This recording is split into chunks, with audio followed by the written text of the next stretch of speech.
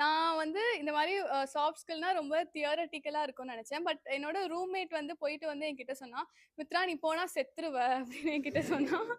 தென் நான் வந்து அப்படி என்னதான் இருக்கும். அது மட்டும் இல்லாம சார் வந்து ரொம்ப டெரரா இருப்பாங்க அப்படின்லாம் என்கிட்ட சொன்னா. நான் லீவ் போடலான்னு தான் நெனச்சேன். ஆனா யார் அந்த டெரர்ன்னு பார்த்துட்டு போலான்னு தான் நான் வந்தேன். ஆ நான் வந்து கவுன்சிலிங் அட்டெண்ட் பண்ணியிருக்கேன். பட் என்னோட தெரபிஸ்ட் வந்து லைக் எல்லாமே தியரட்டிக்கலா வந்து சொன்னாங்க. லைஃப்னா இப்படிதான் இருக்கும், இப்படிதான் இருக்கும்னு ரொம்ப லைக் என்ன டம்ப் பண்ண மாரி இருந்தது.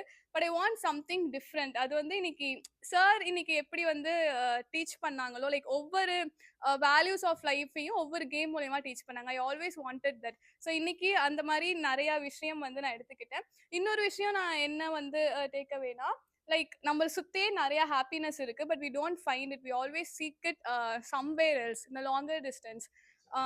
ஸோ அது வந்து ஒரு மெயினான டேக் அவே நான் எடுத்துட்டேன். Thank you.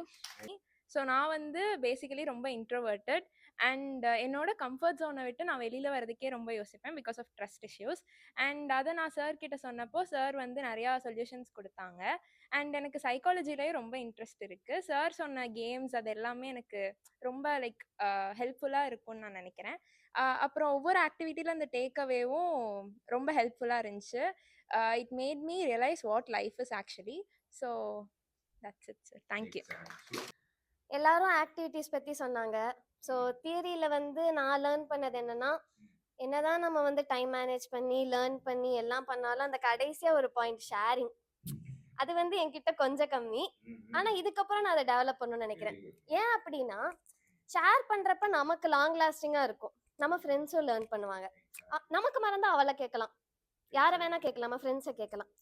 அதுக்கப்புறம் எனக்கும் இந்த கிளாஸ் ரூமில் வந்து யாருமே பேசாமல் இருக்கிறது ஒரு சின்ன ஹெசிடேஷனாக தான் இருந்துச்சு. அது இப்போ குறைஞ்சிருச்சு.